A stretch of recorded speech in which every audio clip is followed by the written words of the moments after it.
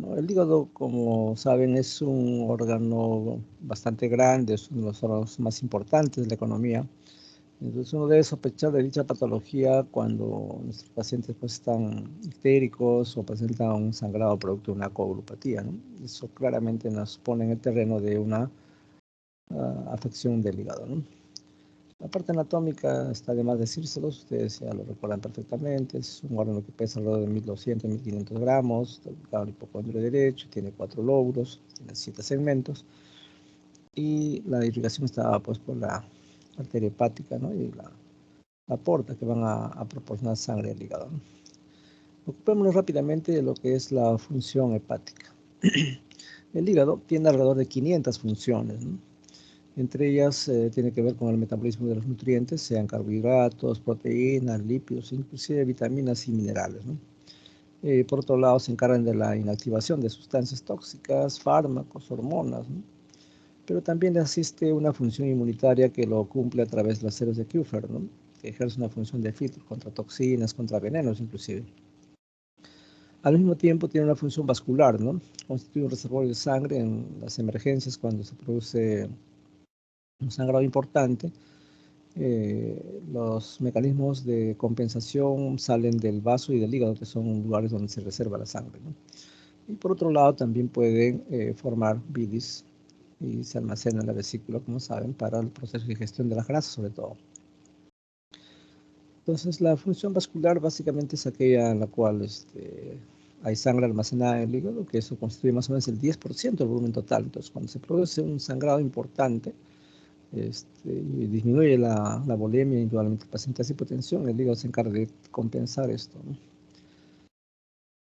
Tiene una función inmunitaria, como he señalado, las células de Kupffer, que son macrófagos ubicados en el hígado, van a ejercer el efecto de fagocitosis, ¿no? Tanto para toxinas, para microorganismos, inclusive también tiene que ver con la función hemocaterética, ¿no? Que principalmente es casi un patrimonio exclusivo del vaso, pero también el hígado puede ejercer esto, ¿no? Donde los glóbulos rojos, los blancos ya viejos son deglutidos por las células de Kupffer, en menor proporción que a lo que ocurre en el vaso, ¿no? Desde el punto de vista metabólico tiene que ver con el metabolismo de todos los nutrientes en realidad, ¿no? Así, por ejemplo, en el caso de los carbohidratos, mediante los procesos de gluconeogénesis puede formar glucosa, ¿no? A partir de aminoácidos o grasas, o al revés también, ¿no? Ya cuando se almacena el glucógeno, la glucosa como glucógeno, a partir de esta sustancia podemos obtener glucosa, ¿no? Que es el proceso de glucogenólisis. En realidad el hígado pues es todo un laboratorio, ¿no? Que puede hacer en sentido inverso o viceversa la formación de glucosa o glucógeno, ¿no? También tiene que ver con el metabolismo de los lípidos, ¿no? Donde va a producir oxidación de los ácidos grasos, tiene que ver con la formación de las lipoproteínas, igualmente en la formación de fosfolípidos, etcétera, ¿no? Entonces puede convertir carbohidratos y proteínas en grasas. Entonces es una función importante a nivel hepático. En cuanto al metabolismo de las proteínas, produce la desaminación de aminoácidos, puede formar urea para suprimir el amoníaco, y la función más importante, diríamos, que es que se encarga de producir albúmina, ¿no? Sobre todo albúmina, ¿no? Que constituye el grueso de proteínas de carácter plasmático que determinan una presión oncótica adecuada, ¿no? Cuando esto falta, obviamente el paciente va a generar edemas como expresión de hipoalbuminemia, ¿no? Entonces, tiene que ver pues, con la síntesis de proteínas de fase aguda, como son ferritina, por ejemplo, ¿no? La misma albúmina, o factor de coagulación, ¿no? Sobre todo los dependientes de vitamina K. Entonces, los pacientes con hepatopatía crónica no, lo que tienen es un tiempo de protrombina prolongado, ¿no? Y esto está en vinculación directa con la deficiencia de vitamina K, por ejemplo. Pero aún así, cuando ustedes tienen un paciente con hepatopatía y si es que su reserva ya es muy pobre, aún le oferten vitamina K, no se logra corregir, ¿no? Otras funciones metabólicas tienen que ver con el almacenamiento de una serie de vitaminas, tanto hidro como liposolubles, ¿no?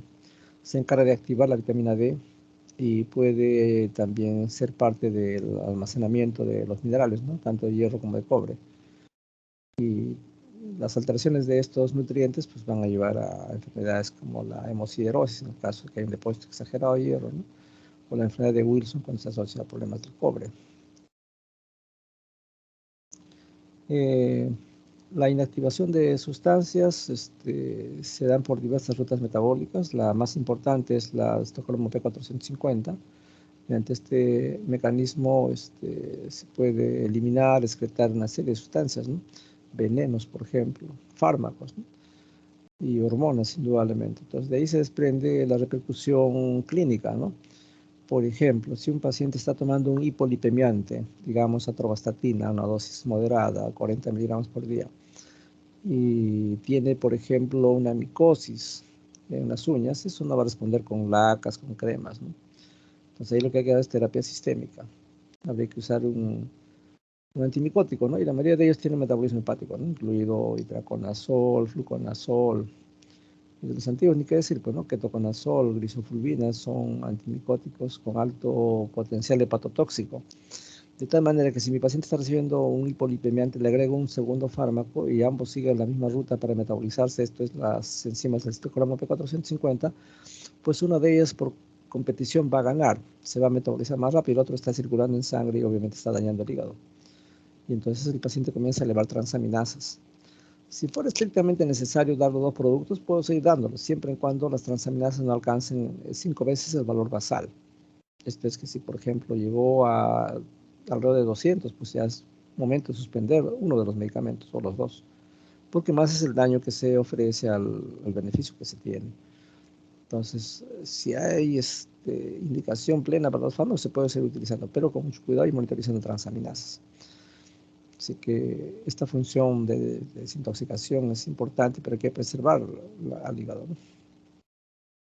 Por otro lado, tiene que ver con la formación y secreción de bilis. Como ustedes saben, es un líquido de color amarillento, oscuro o verdoso. Se debe a los pigmentos biliares y que diariamente el hígado se encarga de producir alrededor de 500 centímetros cúbicos, ¿no? Y la composición química de la bilis va a variar, ¿no? De aquella bilis que está ubicada recién producida en el hígado a aquella que se concentra en la vesícula, ¿no? Justamente una de las funciones de la vesícula es concentrar la bilis para que ejerza su efecto lipolítico cuando llegue al duodeno, producto de la estimulación de la comida grasa y a su vez estimula la colecistocinina para que la vesícula se contraiga y expulsa la bilis, ¿no? Entonces la bilis que está en el hígado tiene en términos hídricos alrededor del 95-97%, pero cuando ya está en la vesícula se concentra y alcanza 80-90%. Y lo mismo ocurre con los demás componentes de la bilis, ¿no? Se van concentrando cada vez más en la vesícula. Y entonces, ¿cuáles son esas funciones que son atribuibles a la bilis? Pues actúa como un emulsificante de las grasas, ¿no? Por otro lado, también permite el transporte de lípidos, constituye una vía de excreción para el colesterol y la bilirrubina, actúa como un buffer cuando viene el quimo procedente del estómago con un pH ácido, ¿no? Se encarga de actuar como un tampón, ¿no? Y también tiene que ver con el transporte de la inmunoglobulina A, que es una inmunoglobulina que está básicamente en las paredes del tracto respiratorio y tracto digestivo, ¿no? Entonces la vesícula pues sirve para conservar la bilis, cambia la composición de la bilis, la hace más concentrada y se va a verter hacia el duodeno mediante el estímulo que constituye la colecistocinina, ¿no? Eso hace que se contraiga y la bilis sea concentrada, desciende por el coledoc y llega al duodeno, ¿no? Entonces, este es un resumen de todo lo que acabamos de decir. Estas son las funciones más importantes: formación y secreción de bilis, almacén de los diversos nutrientes, inactivación y detoxificación de diversas sustancias, síntesis de proteínas, sobre todo de albúmina, factor de coagulación y una función protectora de los microorganismos, ¿no? Entonces, cuando el hígado se afecta, uno tiene que evaluar por bioquímica eh, mediante un perfil hepático, ¿no? Entonces, cuando ya sean internos, el perfil hepático a solicitar tiene que ser completo, ¿no? No se pide, por ejemplo, solamente bilirrubina, solamente transaminasas. Entonces, el perfil hepático completo implica pedir proteínas totales y fraccionadas: 1, 2 bilirrubinas, 3 fosfatasa alcalina, 4 tiempo de protrombina. Entonces, son 5 pruebas que hay que solicitar y hay que interpretar adecuadamente los patrones, que básicamente son tres. En el caso de las transaminasas, pues hay que pedir las dos, ¿no? La oxalacética conocida como aminotransferasa y la pirúvica conocida como alaninotransferasa, ¿no? La primera es aspartato y la segunda es alanino.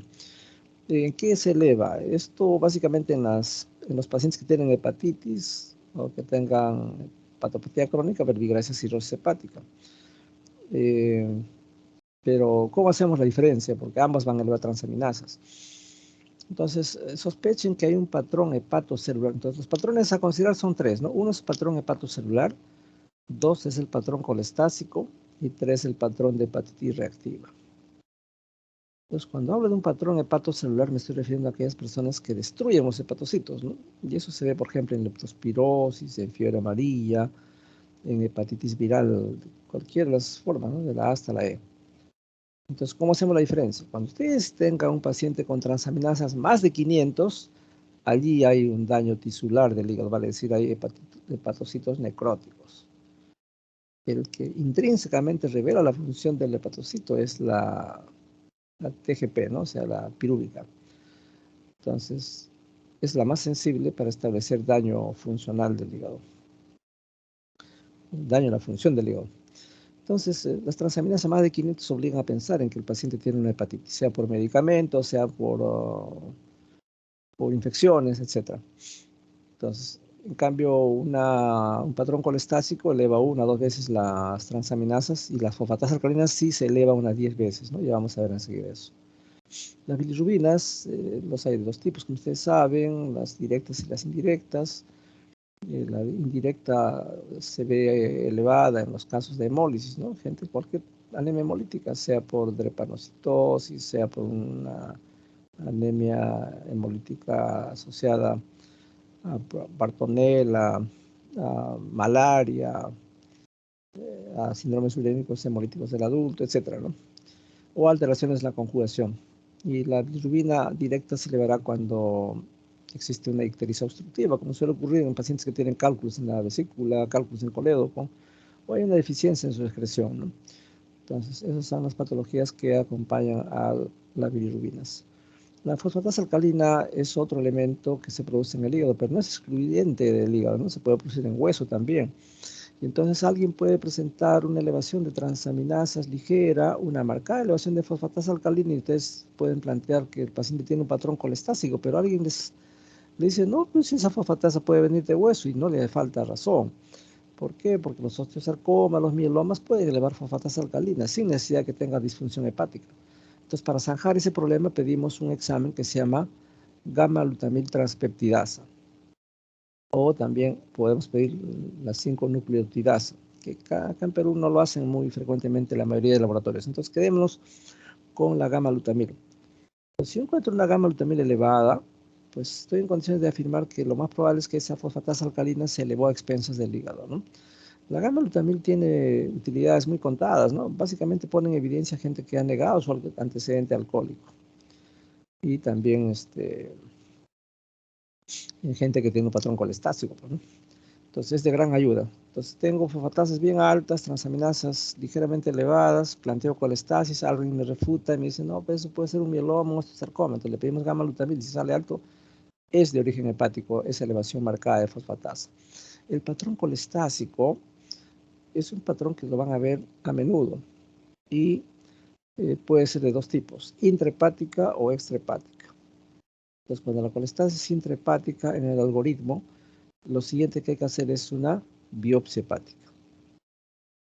Pero si mi paciente tiene esta colestasis y mi sospecha es que sea extrahepático, pues lo que tendremos es dilatación de vías biliares pues, a nivel del colédoco. Digamos, está en 12, 15 milímetros, siendo lo normal hasta 10 milímetros. Entonces, en ese caso, decimos, esto está colestasis extrahepática. En ese caso, el procedimiento es una CEPRE. CEPRE significa colangio, pancreato, retrógrada, endoscópica. Entonces, cuando yo tengo un patrón de esta naturaleza, tengo que verificar si es intra o extrahepática, si la colestasis es intra o extrahepática. Si el resultado de la ecografía me dice que es una colestasis intrahepática, pues lo que tengo que hacer es una biopsia de hígado. Si mi resultado es compatible con una ictericia, perdón, con una colestasis extrahepática, el siguiente paso es introducir un endoscopio o llegar al duodeno, buscar la papila, hacer una papilotomía, se ingresa una canastilla y se retira el parásito, se retira el cálculo que está produciendo esa colestasis. O de repente la sospecha es que tengo un colangiocarcinoma, entonces hago una papilotomía, entro a la vía biliar y tomo muestra de la supuesta neoplasia, ¿no? Y de esa manera hago el diagnóstico redondo de una neoplasia vía biliar. Entonces, ese es el algoritmo para decir qué es lo que hay que hacer en caso de que la colestasis sea intrahepática, biopsia, extrahepática, CEPRE. Ese es el algoritmo. Pues la fosfatasa alcalina, pues lo que revela es que hay una ocupación de alguna masa en la vía biliar y que eso está ocasionando que se eleve fosfatasa alcalina, ¿no? Se ve asociado a, no sé, procesos tumorales tipo osteosarcoma, mieloma, ¿no? También en litiasis se puede elevar, ¿no? Y si es que el paciente tiene transaminasas bien altas, más de 500, estamos sospechando que es un daño parenquimal, hay destrucción del hepatocito, la fosfatasa alcalina puede estar normal o elevarse muy discretamente, ¿no? No lo hace en grandes magnitudes. Entonces, cuando el paciente con expresión de la variación de las pruebas de función hepática presenta ictericia, por ejemplo, entonces uno tiene que catalogar dónde está el problema, ¿no? Es una ictericia hemolítica, usualmente acá las bilirrubinas son pues indirectas, ¿no? Apremio indirecto, que están elevadas, ¿no?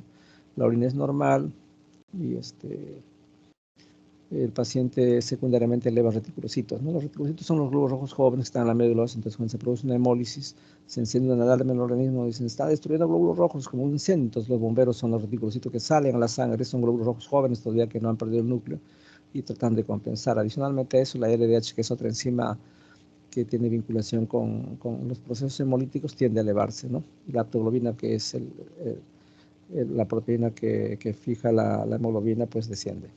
Si la ictericia tiene origen hepático, las bilirrubinas pueden estar elevadas, cualquiera de ellas. Se presenta con coluria, esto es que la orina se torna muy oscura, ¿no? Como Coca-Cola, ¿no? Y acá lo que estamos sospechando es que hay una destrucción del hepatocito, ¿no? Asociado a insuficiencia hepática, usualmente aguda. Y será un patrón obstructivo si hay predominio de la bilirrubina conjugada, se acompaña de coluria, y acá lo que estamos sospechando es que hay una colestasis completa, digamos, por ejemplo, un hepatocarcinoma que está alterando el flujo biliar. Cuando hablamos de colestasis nos referimos a aquella situación en la cual hay obstrucción al flujo biliar, la bilis queda estancada en una parte de su trayecto. Ahí se llama patrón colestásico, ¿no? Después, las diferencias entre oxalacética y pirúvica básicamente es por la mayor distribución en una u otra parte de la economía.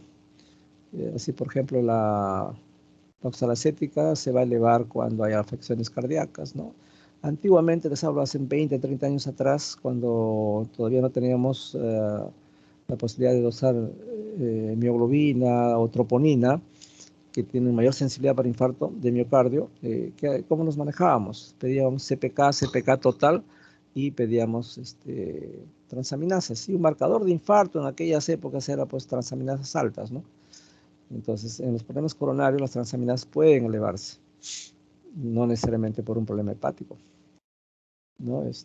La vida media es más o menos 17 horas y dependen en poca magnitud de la presencia de vitamina B6, como sí ocurre en las elevaciones o alteraciones de las transaminasas pirúvicas, ¿no? Acá pocos órganos lo producen, hígado y riñón básicamente, y entonces esto nos refleja una mayor sensibilidad cuando estamos sospechando que hay un patrón hepatocelular, ¿no? Muy bien. Y es lo que les estaba comentando hace un momentito, la diferencia entre colestasis intrahepática y extrahepática. La fosfatasa alcalina tiende a elevarse, uno tendría que pedir gamma-glutamil para refrendar esto.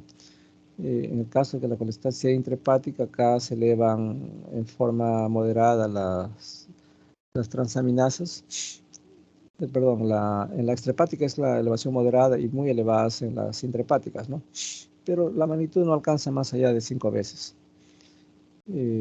Por ejemplo, podemos encontrar las fosfatasas alcalinas, digamos, en 1000 y las transaminasas están en 80, en 90, ¿no? Siendo el valor normal 35 para mujeres y 50 para varones. El colesterol está muy disminuido en las intrahepáticas, en la extrahepática está elevado, ¿no? Y otro elemento que se acompaña es de esteatorrea, ¿no? Es la presencia de heces con abundante contenido graso. En la intrahepática es raro y en la extrahepática es frecuente. Y el test de Kohler es negativo en la intrahepática y en la extrahepática es positivo. ¿Qué es el test de Kohler? Es aquel paciente que tiene un tiempo de protrombina que está prolongado, digamos 16, 17, el valor es 13, o un INR de 1, ¿no? El cociente internacional normalizado, que es 1. Pero en los pacientes con hepatopatía, pues el TP está prolongado, el tiempo de protrombina está prolongado, ¿no? 16, 17. Y entonces cuando tenemos eso, le aplicamos vitamina K, porque hemos dicho que estos son la síntesis de proteína es dependiente de vitamina K, entonces ante la sospecha de que falta vitamina K, se le administra vitamina K, la fitomenadiona, se le pone intramuscular 10 miligramos 3 días consecutivos, después del tercer día pedimos un control. Si logró normalizar ese tiempo de protrombina que estaba en 16, ahora está en 13, perfecto, ¿no? Pero si no logra normalizar, eso es un Kohler negativo. Entonces, las intrahepáticas es negativo. Así usted le dé una tonelada de vitamina K, no va a normalizar eso, porque ya existe un daño importante de los hepatocitos. En cambio, si es una colestasis extrahepática, sí, ustedes le administran vitamina K y se puede corregir el tiempo de protrombina. Entonces, el test de Kohler puede ser motivo de pregunta. Y ahora sí pasamos a lo nuestro, ¿no? Que es el foco de esta charla. Entonces, cuando el hígado se afecta, tenemos que evaluar una serie de signos, ¿no? O de síntomas también. Entonces, cuando alguien le dice, doctor, me duele el hígado, no le crean mucho, ¿no? ¿Por qué? Porque el hígado no duele, debido a que no tiene terminaciones nerviosas. ¿Qué es lo que duele? La cápsula de Gleason, que sí tiene inervación. Entonces, si alguien les refiere que tiene dolor en el hígado, sospechen de que hay una hepatomegalia que está distendiendo la cápsula de Gleason y eso sí puede provocar dolor. Ahora, si es un hígado de tamaño normal, no tendría por qué tener dolor, ¿no? Bien. Después el prurito, debido a las sales biliares que se van acumulando producto de la colestasis, es un indicador de enfermedad hepática, ¿no? Entonces, muchos pacientes se quejan solamente que les pica todo el cuerpo, ¿no? Y se han pensado en múltiples causas y el paciente está usando antihistamínicos y no hay respuesta, ¿no? Entonces, el prurito puede revelar enfermedades importantes, ¿no? Inclusive antes de que se presente en forma florida, bien definida. Por ejemplo, la cirrosis biliar primaria es una enfermedad autoinmune, como hemos señalado hace un momentito, en la cual se producen anticuerpos antimitocondriales y hay una colestasis, un patrón colestásico.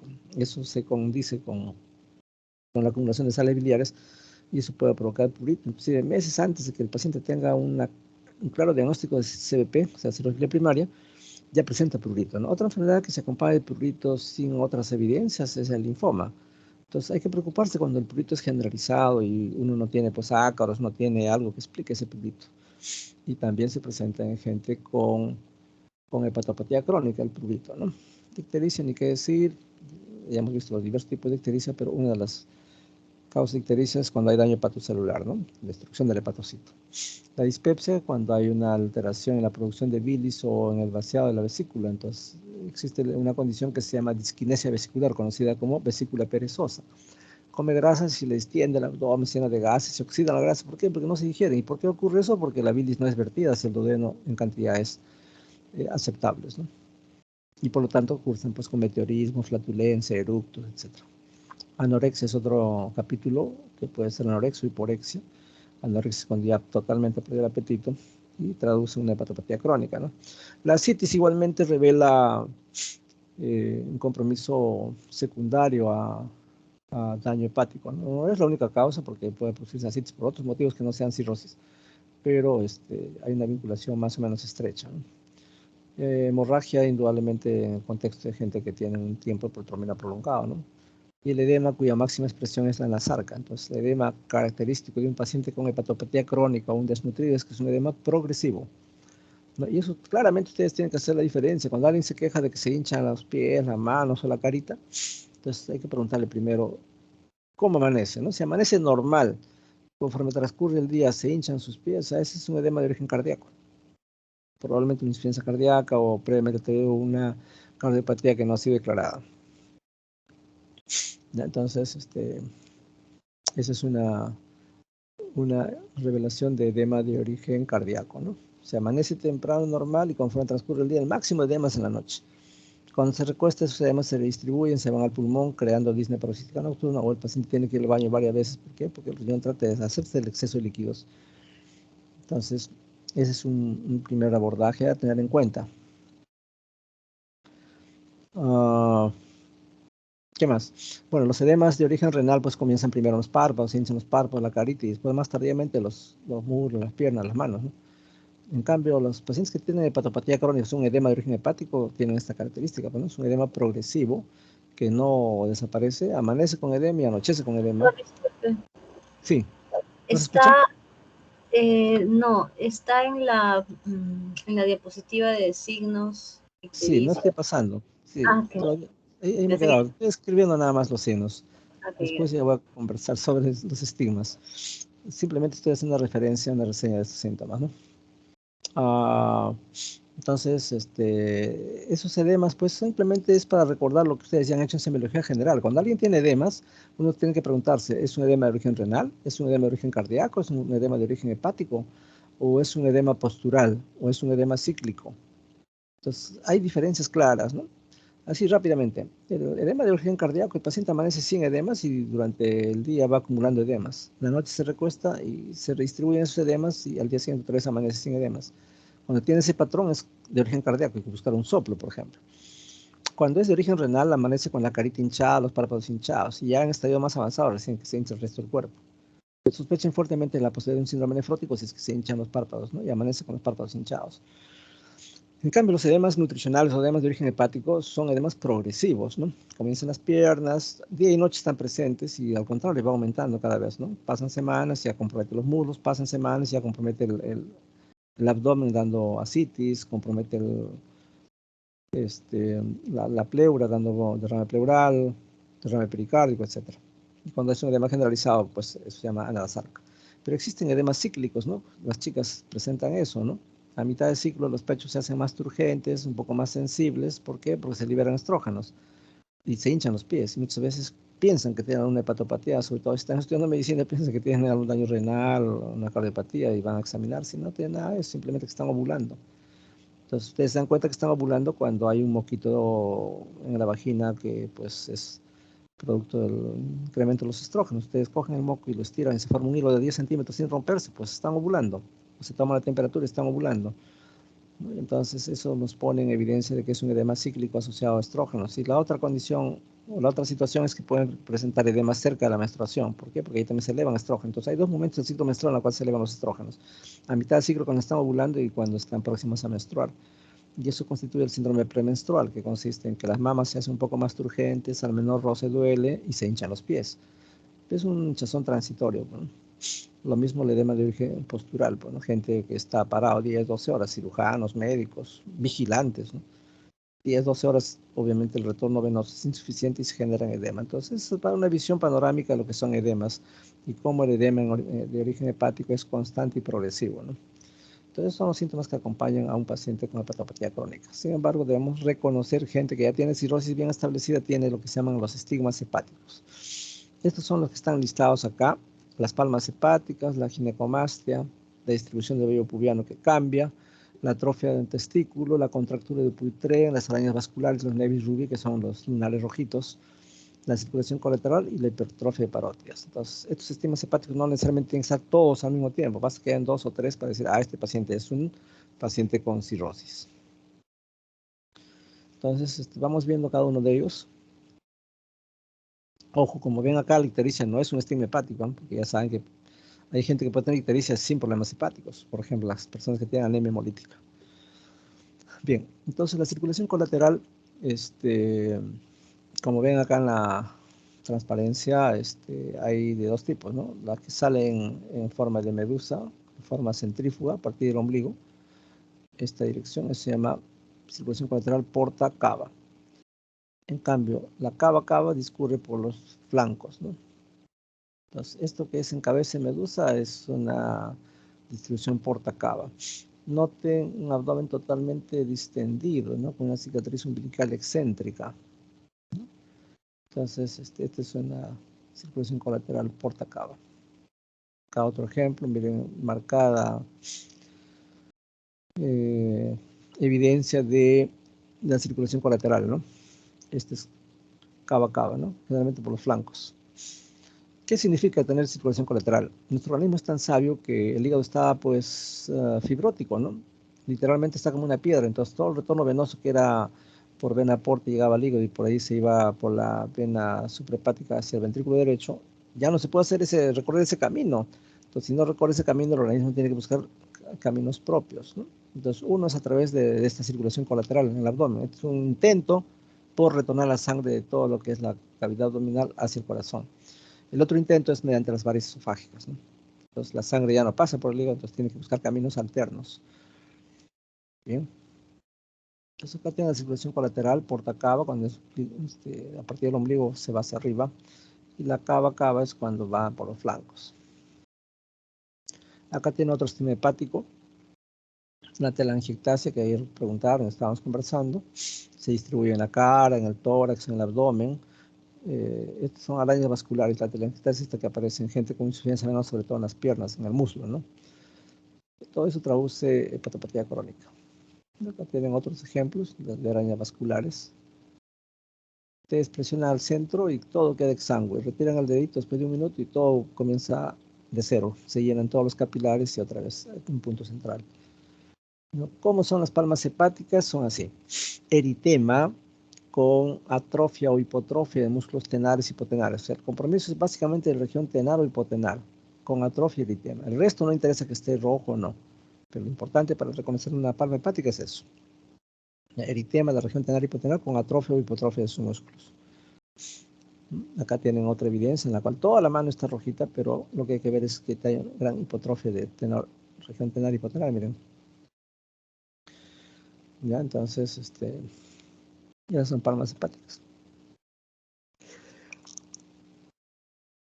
Esta es la contractura del buitrén, conocida como la mano del predicador, en la cual hay un estado de hiperflexión del quinto y el cuarto dedo, ¿no? Entonces, el aspecto de mano del predicador le llaman, ¿no? La contractura del buitrén. La causa obedece a un hiperestrogenismo, ¿no? Que no se sabe exactamente la fisiopatología por qué ocurre. O sea, el hiperestrogenismo sí, pues porque el hígado está afectado, ya no se deshace las hormonas, ¿no? Pues más tiempo están circulando los estrógenos. Pero cómo intrínsecamente produce esto no tiene una explicación clara, ¿no? Esto es la fase cirrótica que hemos conversado ya previamente, hipertrofia parótidas, pseudoexoftalmo, ictericia, ¿no? Y arañas vasculares en la cara. Ictericia. La ictericia puede tener diversas connotaciones, ¿no? Las ictericias flavínicas se asocian a anemia hemolítica, las ictericias rubínicas se asocia a daño hepático. Entonces, cuando nos referimos a aquellas ictericias que se dan por hemólisis, es una ictericia amarillo patito, amarillo palillo que le llaman. En cambio, cuando es una ictericia entre amarillo y anaranjado, como el sunset, cuando ustedes se van a la playa con su pareja y están ahí 5 de la tarde todavía en el mar, en la playa, y el sol se hunde en el horizonte, y se ve así como una cuestión incandescente entre anaranjado y amarillo, igualito es la ictericia rubínica, es un amarillo anaranjado, traduce hepatopatía, destrucción del hepatocito. La ictericia verdínica es un verde limón, verde claro, un proceso obstructivo benigno, cálculos en la vesícula, por ejemplo. En cambio, cuando es un verde oscuro, verde petróleo, verde plomizo, eso es una ictericia melánica. Usualmente traduce una neoplasia de vía biliar, que son de las más agresivas, ¿no? Entonces, la ictericia, como estaba comentando, obedece a sus patrones, son 4 patrones. La flavínica es por hemólisis, la rubínica por hepatopatía crónica, la verdínica por un proceso obstructivo de carácter benigno solamente, en cambio la melánica es una obstrucción propia de los pacientes que tienen algún cáncer. Es un poco lo que ya también comenté. Entonces ahora vayamos al examen físico. El hígado puede ser sujeto de inspección como de auscultación. Entonces, ¿pero para qué me va a servir la auscultación? Tiene utilidad, ¿ya? Ahora lo vamos a explicar. Entonces, en inspección hay que ver la forma del abdomen, si hay cicatrices previas, ¿no? Esta cicatriz subcostal derecha se llama incisión de Kocher, se escribe Kocher. Si ustedes encuentran eso, lo primero que se le viene a la cabeza: este paciente ha sido operado de vesícula, ¿no? O sea, porque tenía pólipos o porque tenía un cálculo. Entonces ustedes le preguntan, ¿cuándo lo operaron de la vesícula? Bueno, hace 10 años. ¿Por qué lo operaron? Porque tenía piedras en la vesícula. Ah, perfecto, es la causa. Pero nadie le explicó que esas piedras tienen 3 orígenes y por lo tanto ahora está volviendo porque tiene cálculos en el colédoco de repente, ¿no? Entonces, las 3 situaciones que ustedes inclusive lo pueden apostar es: gran multípara, el bebé ocupa espacio, genera estancamiento de la bilis y se considera barro biliar cuando mide más allá de 3 milímetros.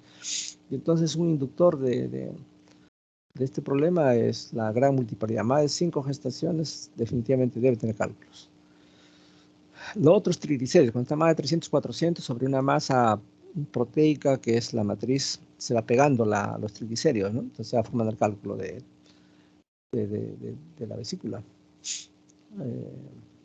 Entonces, cuidado con la gente que tiene triglicéridos altos, sobre todo si no recibe tratamiento, ¿no? Entonces, estamos frente a estas posibilidades, ¿no? Entonces, esta es la incisión de Kocher, es una subcostal derecha para extirpar la vesícula.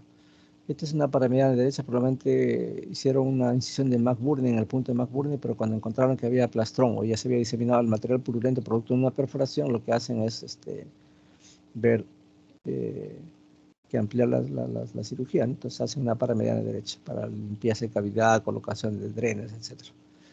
Acá tienen un paciente con marcada distensión abdominal producto de una ascitis a tensión, produce dificultad respiratoria. Y esta es una de las indicaciones para hacer paracentesis evacuatoria. Entonces, la paracentesis tiene la virtud de servir como diagnóstico, puesto que pueden tomar biopsia peritoneo, pero también puede servir para el drenaje como parte del tratamiento. Se pueden sacar 5 o 6 litros de líquido acítico, pero hay que reponer en albumina para que no haya descompensación hemodinámica. Noten acá claramente la protrusión de la cicatriz umbilical, ¿no? Está la magnitud de ascitis que la cicatriz umbilical protruye, ¿no? Entonces es un dato a tenerse en cuenta. Y noten lo otro peculiar de esta transparencia es de que la cicatriz umbilical pues, está totalmente excéntrica, ¿no? Debería estar más o menos a esta altura. Entonces, cuando ustedes encuentran este tipo de imágenes, pondrán cicatriz umbilical excéntrica, ¿no? Aprecio ascitis a tensión. Bien. Ahora veamos las venas superficiales. Ya les enseñé los dos patrones: el patrón en cabeza de medusa, el centrífugo, comienza el ombligo, y la otra es la circulación colateral cava-cava, ¿no? Que discurre por los flancos. Muy bien, ahora pasemos a lo que es la percusión hepática. Normalmente la altura del hígado es de 12 centímetros a nivel de la línea media clavicular.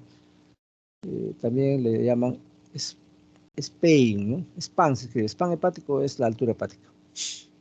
A ese nivel, al nivel de la línea media clavicular, de 2 centímetros. Cuando está por encima de eso, más de 14, decimos que el paciente tiene hepatomegalia. Y cuando esta misma evaluación ya no se toma a nivel de la línea media clavicular, sino en la línea medio esternal o la parasternal derecha, y encuentran el lóbulo izquierdo más de 8 centímetros, pues dicen este paciente tiene hepatomegalia. Entonces, en ese contexto hay que ofertar la posibilidad de ver por qué está aumentado el tamaño del hígado, ¿no? Ahora, muchas veces percutimos el área que corresponde a la silueta hepática, y lo que uno espera encontrar es que el paciente presenta matidez. Eso es lo normal, ¿no? Sin embargo, en vez de encontrar matidez, podemos encontrar timpanismo, es lo que ayer me preguntaron y también contestamos, ¿no? Eso se llama el síndrome o signo de Chilaiditi, ¿no? El colon se pone por delante del hígado, entonces lo que era mate se convierte en timpánico. O simplemente fue sometido a una cirugía laparoscópica y le dejaron algo de aire, pues, ¿no? Como dije, se puede retirar la mayor cantidad posible, pero sí, literalmente difícil, imposible retirar todo el gas que se ha introducido. Entonces se ve como un menisco subdiafragmático, o cuando ustedes percuten en el área del hígado, en vez de estar mate, está timpánico, y eso se llama signo de Joubert. También en la radiología se puede ver esto, ¿no? Entonces, no todo hígado que es palpable por debajo de 3 centímetros del reborde costal derecho es hepatomegalia. Normalmente el hígado se puede palpar por debajo de ese rango. Sin embargo, hay que establecer la altura del hígado mediante la percusión. Entonces me voy al ángulo Lois, giro hacia la derecha, segundo espacio intercostal, voy contando el tercer espacio, sonoro. Cuando cambia esa evaluación de la altura hepática, entonces dicen, acá está el límite, ¿no? O sea, lo que está sonando hipersonoro se convierte en mate, entonces ahí en la línea media señalan, acá está el punto superior. Luego por palpación determinan el punto inferior donde está el hígado y marcan esos dos puntitos y con una regla miden. Más de 2 centímetros hay una hepatomegalia. Entonces, ¿por qué hacemos esto? Porque muchos pacientes que son grandes quemados o gente que tiene un ACV, pueden tener alteración de este parámetro. Entonces, es importante visualizar el tema de la altura hepática. Entonces, los grandes quemados o los que han bajado de peso importantemente, se descuelga el hígado, el hilio se cae y eso constituye lo que se llama la tosis hepática. La tosis hepática es en gente que ha perdido 20, 30 kilos, el pedículo que sostiene el hígado se cae, entonces ustedes palpan el hígado, lo van a encontrar a 4, 5, 10 centímetros bajo el costal derecho. Pensarán que tiene hepatomegalia, pero si no percuten el límite superior se van a equivocar. Entonces, ojo, hay que percutir el límite, buscar el límite superior y el límite inferior. Con una reglita medimos cuánto tiene para estar seguro de que tiene o no tiene hepatomegalia, ¿no? Justo acá está haciéndose ese procedimiento. Están viendo con una regla los dos puntos marcados, entonces uno sabe si tiene o no hepatomegalia o simplemente una tosis, una caída del pedículo hepático. Ahora vemos otra evidencia semiológica que es la hematidez desplazable, ¿no? Entonces, en los flancos, usualmente en pacientes que tienen una ascitis moderada, que no están a tensión, percutimos y va a sonar mate. En este caso, en el lado del flanco izquierdo. Entonces, ahora le pedimos, póngase el cúbito lateral derecho y se queda 1 o 2 minutos, entonces los líquidos que están en la cavidad peritoneal por gravedad se caen. Y en la misma zona ustedes encontraron mate al inicio, ahora vuelven a percutir y está timpánico. Significa que la hematidez se desplazó de un lado a otro, producto de la gravedad. Eso se llama hematidez desplazable, traduce a ascitis. Entonces, cuando ustedes encuentran hematidez desplazable, pueden afirmar que su paciente tiene ascitis. Acá están haciendo la maniobra que acabo de decir, ya se puso el cúbito lateral derecho, se espera un par de minutos para que el líquido que está en esta zona descienda y cuando percute en el área que previamente era mate, ahora está timpánico, pues eso es ascitis, en buena cuenta. Otra evidencia de ascitis es el síndrome de la oleada, probablemente ya lo han hecho en su práctica con su docente. Se coloca una mano que interpone las vibraciones que puede producir la pared del abdomen, entonces en el lado derecho se percute con el dedito, se dan golpecitos y una mano con la yema de los 3 dedos al otro lado está esperando sentir las olas. Entonces cuando uno percute se generan olas y esta manito del lado izquierdo va a percutir el lado derecho va a palpar las ondas de líquido que se generan producto del golpeteo que se hace en el lado contralateral, haciendo de la oleada. El Murphy es una maniobra que hay que ir buscándolo a través de toda la reborde costal, ¿no? El punto doloroso es que de la cicatriz umbilical tras una línea imaginaria de la axila y en la intersección con la pared costal, ahí está el Murphy. Presión y hay dolor, Murphy positivo igual colecistopatía, ¿no? Puede ser cálculo de vesícula, etc. Entonces, cuando llegamos a palpar el borde del hígado, hay que determinar el borde del hígado, ¿no? Es cortante, es romo. Hay que ver si hay masas, ¿no? De repente es una hepatomegalia anfractuosa, entonces eso nos hace pensar en que hay quistes, por ejemplo. Ver si hay dolor, ¿no? Ustedes palparon el borde inferior y preguntar si duele, ¿no? Cuando lo tocan. Hay que ver si la consistencia pues, se ha incrementado, es una consistencia cauchosa, pétrea, ¿no? Y si se mueve o no con el esófago. Pues acá tienen la palpación del hígado con una mano o dos manos, ¿no? Monomanual, la mano se coloca en el abdomen en forma plana y entonces trata de buscar el borde inferior del hígado. En cambio, la palpación bimanual, hay 3 métodos, bueno, muchos más, ¿no? Pero los 3 que se usan son el método de Rospid, el de Gilbert y el de Matthew. Es en realidad variantes de lo mismo. Entonces, por ejemplo, en el caso de Rospid, noten, el examinador está en la porción cefálica del paciente y las yemas de los pejos de los dedos siguen una misma dirección. Eso para diferenciarlo del Gilbert. En el Gilbert, más bien, los dedos hacen oposición y tratan de buscar el límite inferior del hígado, ¿no? Entonces, esto es el Gilbert, diferente del Rothschild. Y el Matthew también se conoce como la maniobra del enganche.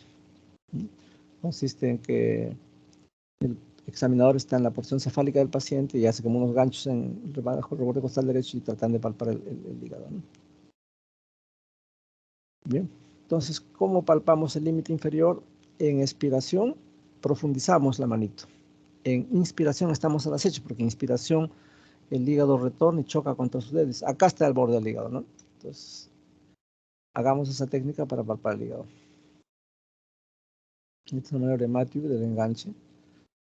Y la auscultación, uno diría, pero ¿para qué va a servir la auscultación en el hígado? Sí sirve.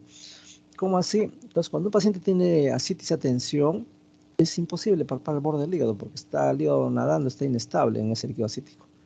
Entonces, para ver la diferencia, tienen que colocar su estetoscopio y como en la figura rasquen. Cuando cambia la tonalidad de ese rascado, ustedes dirán, acá está el borde inferior, ¿no? Entonces, la auscultación puede ayudar a ubicar el borde inferior del hígado. Bueno, una vez que ya hemos hecho eso y la conclusión es de que no hay tosis hepática, sino ya realmente una hepatomegalia, entonces acá tenemos un resumen de qué cosas pueden hacer que el hígado se ponga grande, ¿no? Componente inflamatorio, hepatitis viral, abscesos hepáticos, colestasis. Congestión, ¿no? Porque hay falla cardíaca derecha con taponamiento pericárdico. Acá el concepto que hay que manejar es de pulso paradojal, ¿no? Que se acompaña de gente que tiene un taponamiento cardíaco. Enfermedades de depósito, como son la diabetes, hígado graso, etc. Infiltración por células neoplásicas, leucemia, ¿no? Sepsis, cirrosis, son otras causas de hepatomegalia. Miren, interesante, ¿no? Acá en cirrosis ponen que es una causa de hepatomegalia, y eso es cierto, porque uno puede decir, ¿por qué la cirrosis va a tener hepatomegalia? Lo que pasa es que sucede que se dan dos estadios, ¿no? Un primer estadio en el cual el hígado se inflama y crece, inclusive con dolor a ese nivel por distensión de la cápsula de Gleason, pero en el estadio más avanzado se pone pequeñito producto de las cicatrices que se han formado, ¿no? Entonces, tranquilamente es dable encontrar gente con fibrosis que se sospeche cirrosis. Ahora hablemos rápidamente de aquellas personas que tienen hepatomegalia.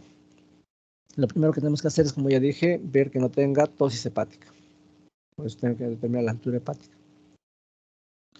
Y señalar todas las características que he dicho, pues, ¿no? Como es el borde de la superficie, cómo es la superficie, si es anfractuoso o no, si el borde es romo cortante, la consistencia es petrocauchosa, si hay dolor, etc. Y ver si hay otros síntomas que lo acompañan. Pero no es que ya nuestra conclusión sí efectivamente es una hepatomegalia, entonces tenemos varias combinaciones. Podemos encontrar gente con hepatomegalia más ictericia, en ese caso pensaremos en obstrucción del coledo, con hepatitis viral, por ejemplo, colangitis, que es de necesidad quirúrgica rápida, pues no, el paciente puede fallecer, ¿no? Hacen sepsis cuando tienen colangitis, y vamos a ver cómo así. ¿Qué otra combinación puede haber? Que el hígado esté grande y además tenga citis. En ese caso sospechamos cirrosis hepática, falla cardíaca derecha, pericarditis constrictiva. Son las causas más frecuentes de ascitis con hepatomegalia.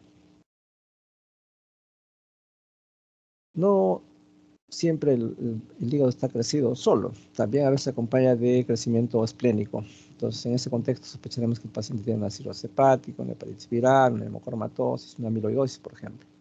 O sea, hay hígado y vaso grandes. No, hay otra combinación que es el hígado grande con ganglios grandes, ¿no? Se ven leucemias y linfomas sobre todo. Asociadas a hemopatías, anemia hemolítica, por ejemplo, policitemia y leucemia también lo pueden presentar. ¿Qué hay de aquellos pacientes que tienen además de hepatomegalia fiebre? Pues pensar en tifoidea, brucelosis, tuberculosis, paludismo, ¿no? Lo que es más frecuente en nuestro medio. En ocasiones van a encontrar que solamente el hígado está crecido, entonces en esos casos sospecharemos hígado graso si es muy focalizado, ¿no? Tumores primarios, tuberculosis, sífilis ya literalmente está erradicado, no vemos casos de sífilis hace 15, 20 años. Abscesos bacterianos, ¿no? Enfermedad de depósito y linfogranulomatosis maligna, ¿no? Entonces son casos o causas de hepatomegalia aislada.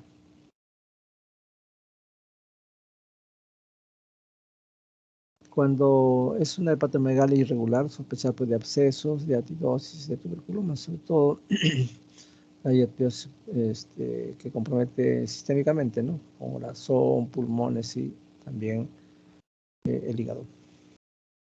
Entonces, hasta acá lo que corresponde a semiología del hígado, ¿no? Rápidamente hablaremos sobre semiología de vías biliares. Como en toda historia clínica, hay que hacer una adecuada afiliación, considerando la edad, y de acuerdo a eso plantearemos a 13 vías biliares. Pues es imposible pensar eso en una persona de 20 años, por ejemplo. ¿Cómo ha vivido hasta los 20 años? Se supone que lo han detectado tempranamente y le han dado tratamiento. Entonces uno tiene que preocuparse por los diagnósticos más frecuentes en su área de trabajo. De acuerdo al género, pues las mujeres ya hemos dicho que tienen mayor predisposición a sufrir determinadas patologías comparado con los varones, ¿no? Entonces, en eso hay que reparar. De antecedentes cuenta que el paciente puede haber tenido una anemia hemolítica, puede haber sufrido de un problema coronario que le han colocado prótesis, de tifoidea, etc. Entonces, esos datos son valiosos para generar una nueva endoscopía.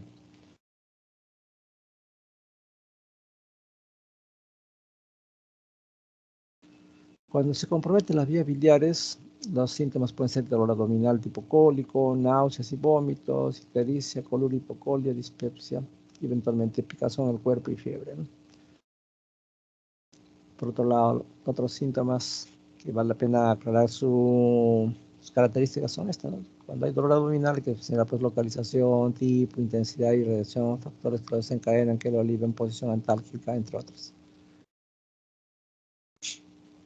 Los síntomas principales de patología de la vía biliar son náuseas, vómitos, ictericia, color hipocolia, ¿no? La ictericia ya lo hemos mencionado. El prurito se da porque hay una colestasis, ¿no? La vía biliar, y se elevan los pigmentos biliares. Entonces, esas consideraciones deben ser tomadas en cuenta cuando el paciente tiene, además de.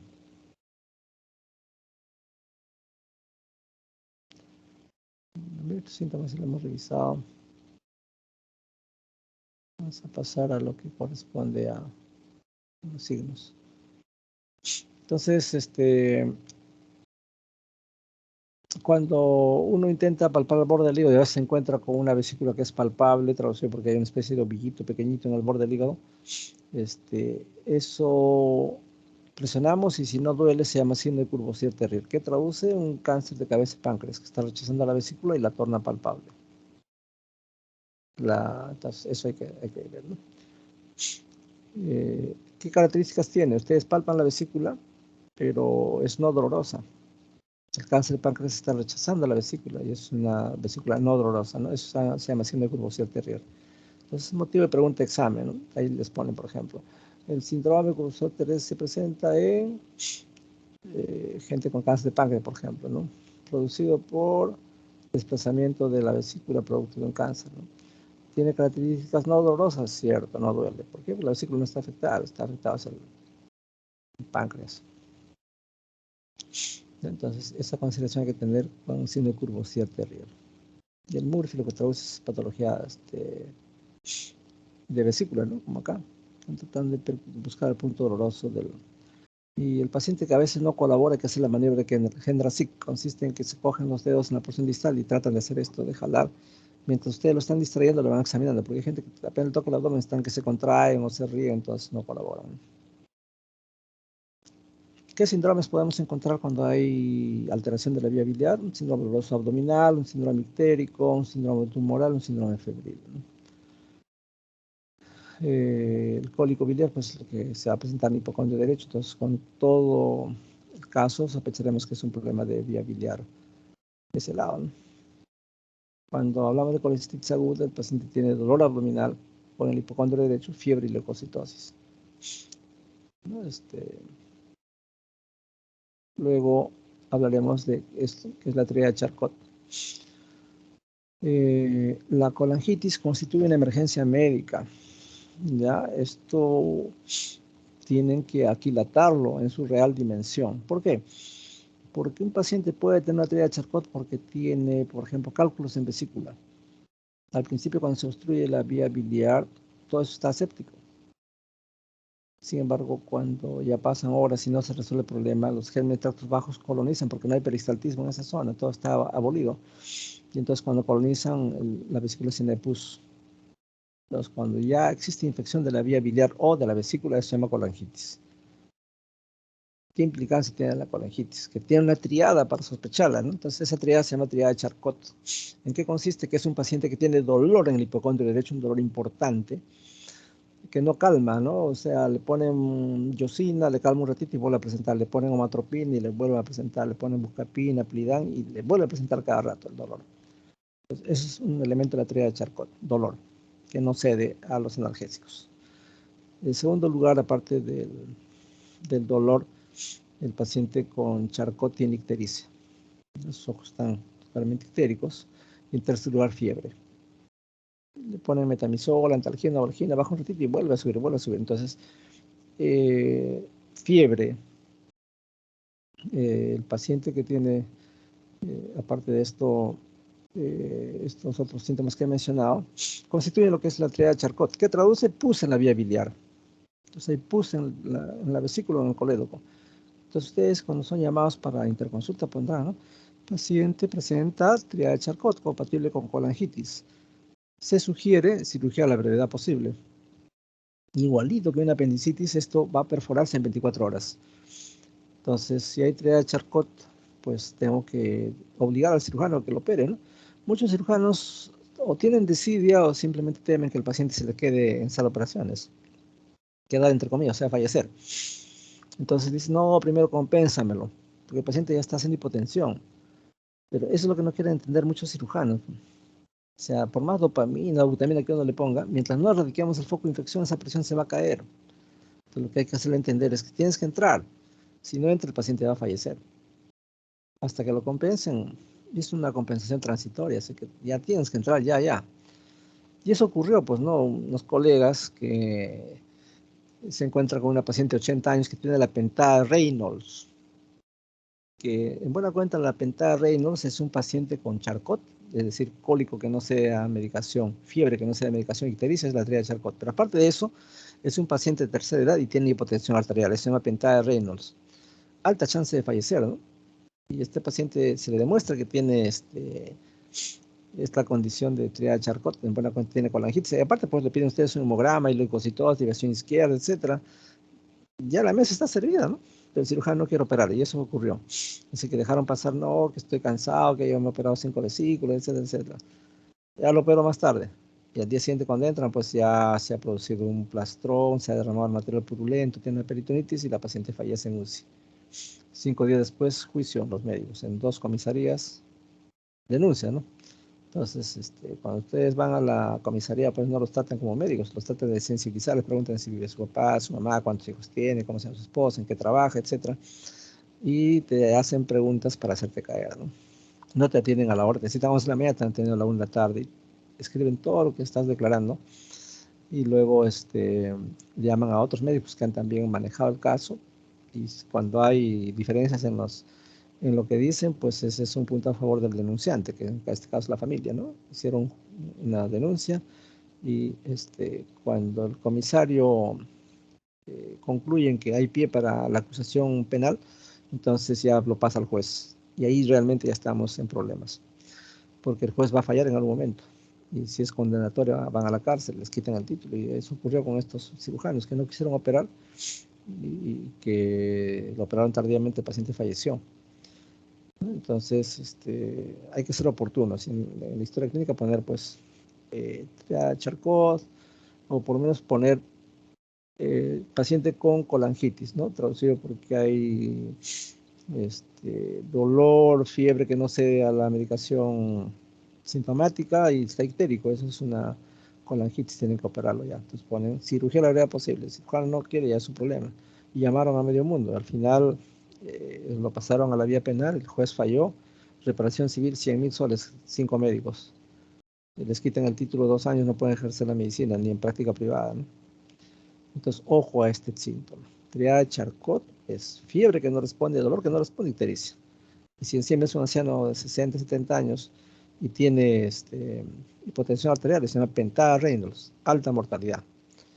Muy bien, entonces eso era lo que queremos transmitirles. No sé si tienen una pregunta.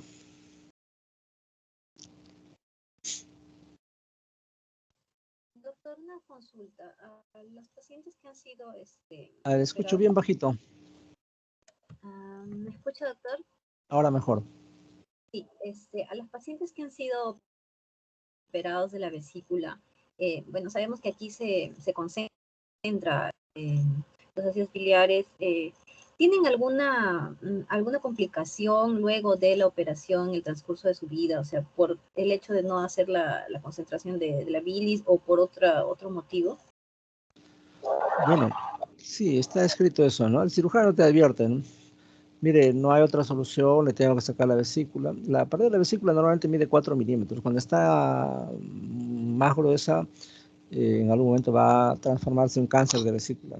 Entonces, el cirujano te advierte, ¿no? Te vamos a sacar la vesícula, pero en el futuro vas a experimentar cuadros de dispepsia, así que un tiempo tienes que ayudarte con enzimáticos, con sales biliares, que hay una serie de productos, ¿no? En el mercado hay varios, ¿no? Hay Digestase, Digesim, hay Flapexe, hay un montón de combinaciones de enzimas pancreáticas con productos que ahora ya no, que son sales biliares, antiflatulentos tipo simeticona, por ejemplo.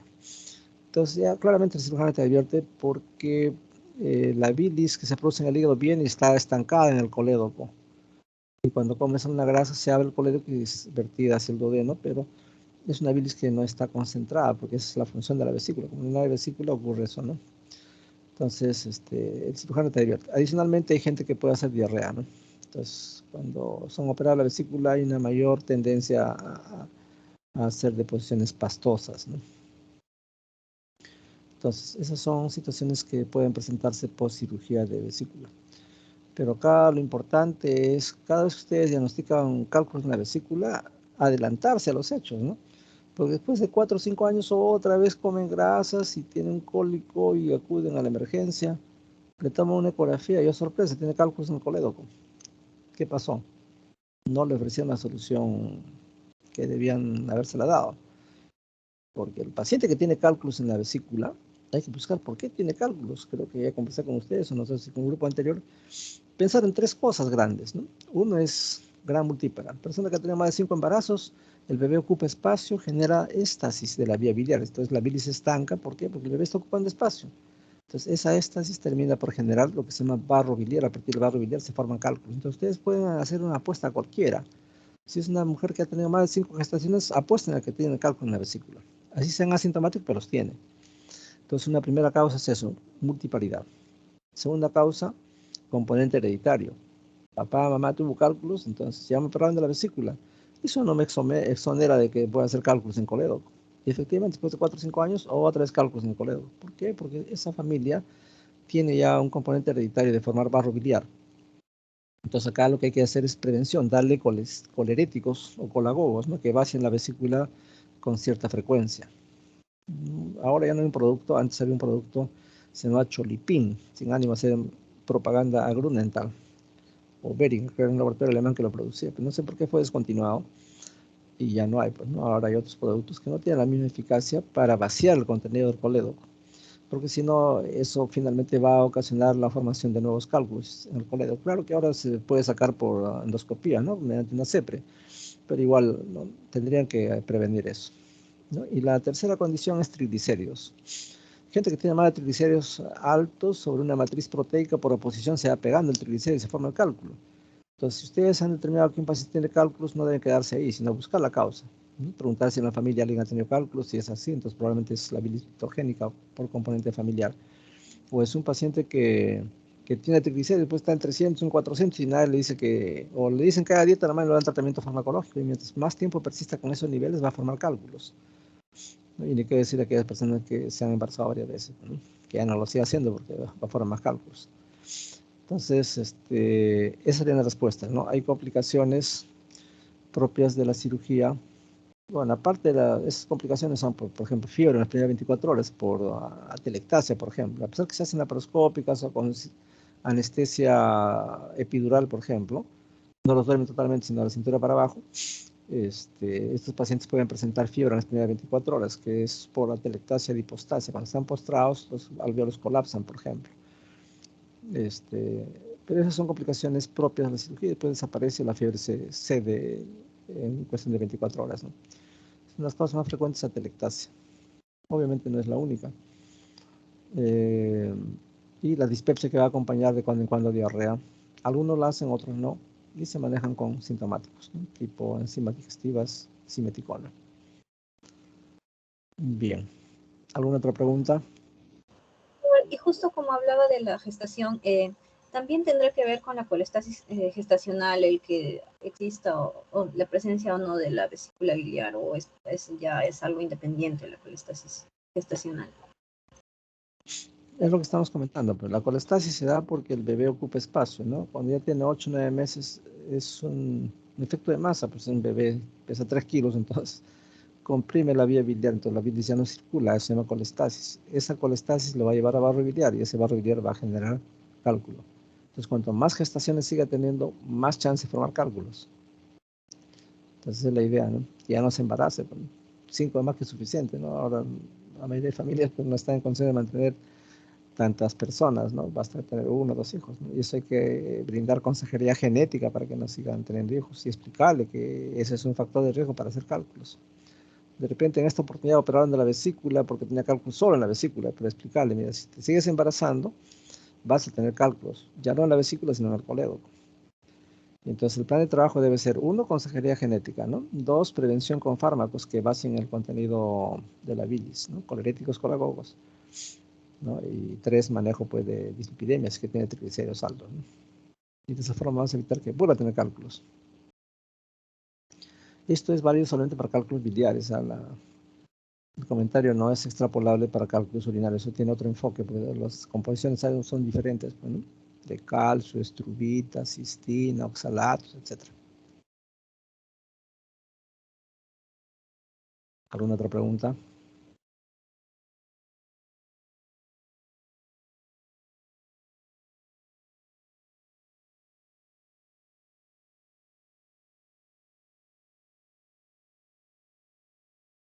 Muy bien. Entonces, hemos dado por concluida la clase. No sé si la delegada nos puede comunicar si habló con el doctor Pérez.